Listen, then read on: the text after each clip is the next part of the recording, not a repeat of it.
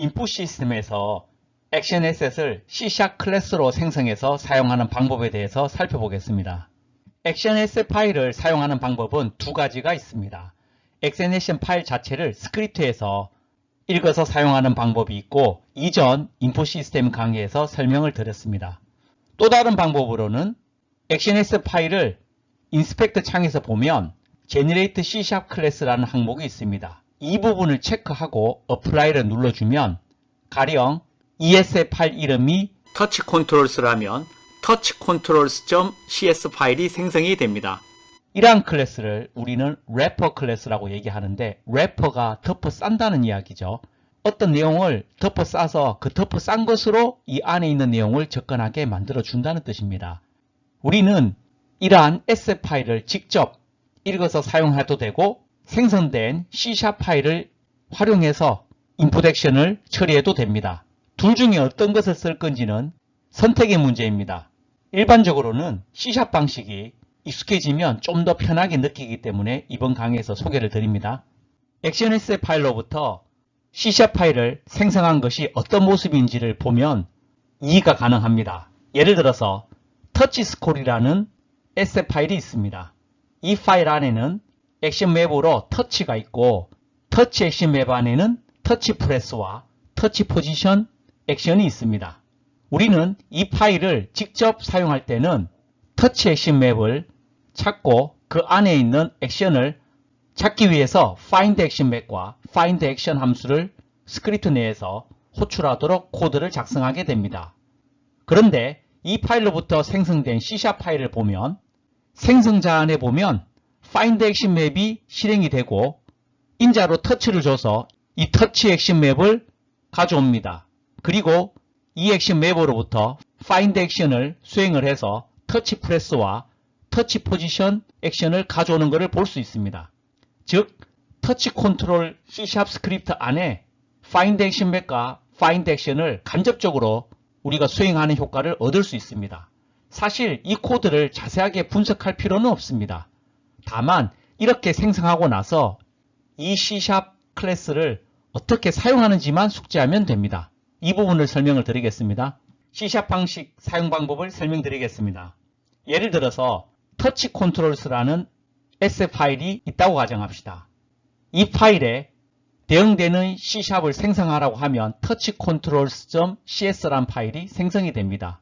우리는 touchcontrols.cs를 사용하기 위해서 먼저 생성된 클래스 타입에 클래스 이름을 적어주고 변수명을 적어줍니다. 그리고 touchcontrols 게임 객체를 생성해냅니다. 이 결과 앞에서 살펴봤지만 이 액션 맵과 이 액션에 대한 참조를 할 수 있도록 만들어주게 됩니다. 생성된 터치 컨트롤러부터 이 액션 맵이나 액션들을 사용하기 위해서는 액션 맵 이름과 액션 이름을 그대로 멤버 변수명으로 사용하면 됩니다. 예를 들어서 이 액션 맵을 접근하기 위해서는 생성된 게임 객체 touchcontrols.touch라고 하면 이 액션 맵 이름과 이 이름이 동일하죠. 그리고 터치 프레스 액션을 접근하기 위해서는 이 게임 객체에 터치에 터치 프레스 이렇게 써주면 이 액션을 가리키게 됩니다.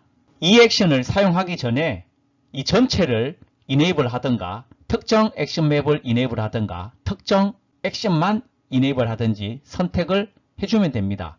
만약에 전체를 이네이블 하려면 touch controls enable 하면 전체가 이네이블 되고 touch controls touch enable이라고 하면 이 액션 맵이 이네이블 되게 됩니다.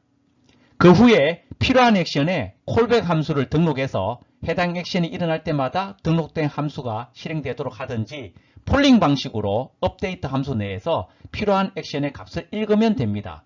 예를 들어서 콜백 함수를 등록하는 예는 가령 이 터치 프레스에 performed가 일어났을 때 onPress라는 함수가 실행되기 원한다면 touch controls 이름이 터치니까 터치 안에 있는 터치 프레스 액션이죠. 그러면 터치 프레스 performed가 일어났을 때 performed에다가 onPress 함수를 등록시켜주면 됩니다. 폴링 방식으로 사용할 때인데요. 터치 스크롤 터치에 가령 터치 포지션의 값을 읽고자 한다면 터치 포지션 read value vector 2 이렇게 해주면 됩니다. 이 경우는 터치 포지션이 vector 2 타입으로 선언되어 있는 경우입니다. 예를 들어서 스크린을 터치했을 때 알람 메시지가 출력하도록 하고 또 터치한 상태에서 화면을 이동하면 예를 들면 스마트폰에서 손으로 터치한 다음에 화면을 이동시킨다는 이야기죠. 그러면 스크린 위치 값을 출력하도록 만들어 보겠습니다.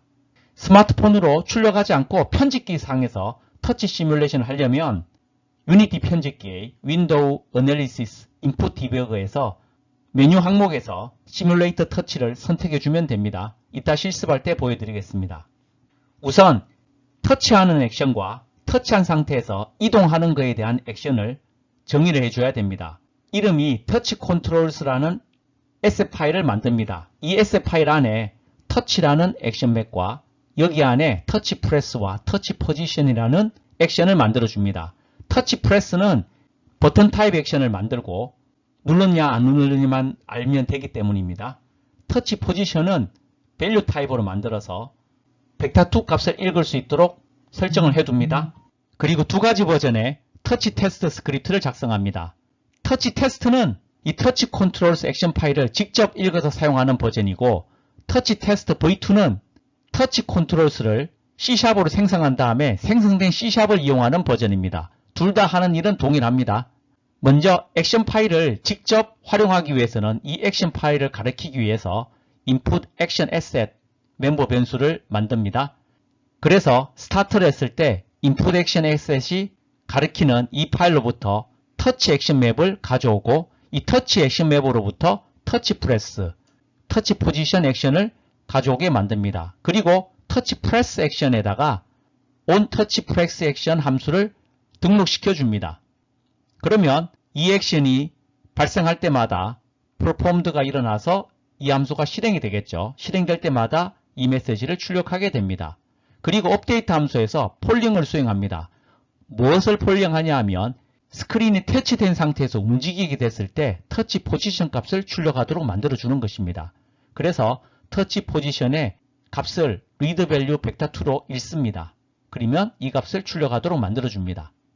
터치 테스트 v2 버전은 터치 컨트롤스 객체를 생성해내기 위해서 멤버 변수로 mTouchControls라고 하나 만들어 놓습니다. 그리고 awake 함수에서 이 터치 컨트롤스 객체를 생성해냅니다. 그리고 on enable에서 이 터치 컨트롤을 enable해서 전체를 enable 하도록 만들어주고 disable 되면 disable 되도록 만들어줍니다.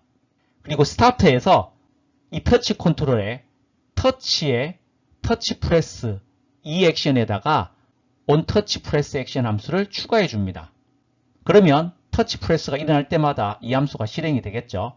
그리고 업데이트에서 이 터치에 터치 포지션의 값을 읽도록 만들어 줍니다. 양쪽 코드를 비교해 보면 이러한 초기 셋업이 들어가지 않기 때문에 이 버전이 훨씬 더 코드가 깔끔한 것을 볼 수 있습니다. 어떤 방식을 선택하든지 여러분의 취향입니다. 실습으로 보여드리겠습니다. 세신에서 input action asset 파일을 만듭니다. 프로젝트에서 input actions 항목을 선택합니다. 이름을 touch controls라고 짓겠습니다. 액션 맵에 touch라고 항목을 하나 만듭니다. 액션으로 터치 프레스를 만듭니다. 이 액션은 버튼 타입으로 바인딩은 터치 스크린에 터치 컨택트를 선택합니다. 액션을 하나 더 만듭니다. 이름을 터치 포지션이라고 짓습니다. 액션 타입을 value로 하고 컨트롤 타입을 vector 2로 합니다. 바인딩은 터치 스크린에 프라이머리 터치의 포지션으로 합니다. 저장을 합니다. 터치 컨트롤스의 generate C# 클래스를 체크를 하고 apply를 누릅니다. 이제 빈 게임 객체를 하나 만듭니다. 이 게임 객체에 터치 테스트 스크립트를 붙입니다. 이 스크립트는 설명드린 바와 같이 작성을 해둡니다. 이 터치 테스트에 input action assess로 터치 컨트롤스를 연결합니다.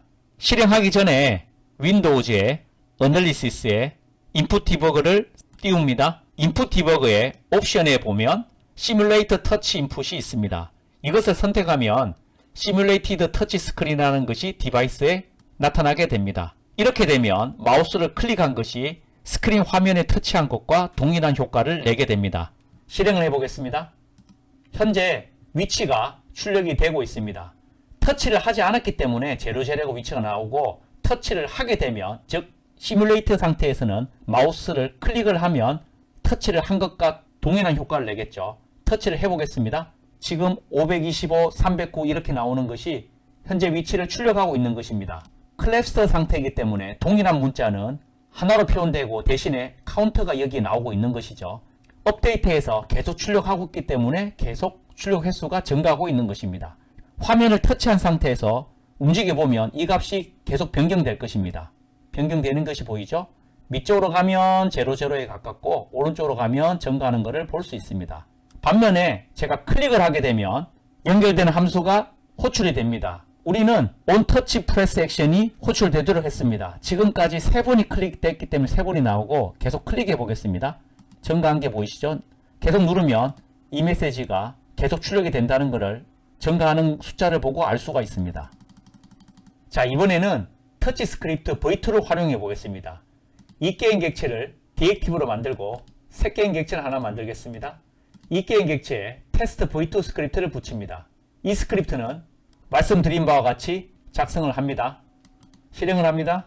이 버전도 터치를 한 상태에서 움직이게 되면 아까랑 마찬가지로 그 위치가 출력되는 것을 볼 수 있습니다. 그리고 클릭을 하게 되면 OnTouch Press 액션 카운트가 증가하는 것을 볼 수가 있습니다.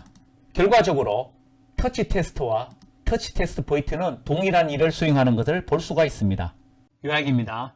액션SF 파일을 C# 클래스로 생성하여 사용하는 방법을 살펴보았습니다. SF 파일에 사용한 이름을 그대로 멤버 변수로 사용하면 된다고 말씀을 드렸고, 사용하기 전에는 해당 클래스 객체를 생성한 다음에 이네이블을 먼저 시켜줘야 된다고 말씀을 드렸습니다.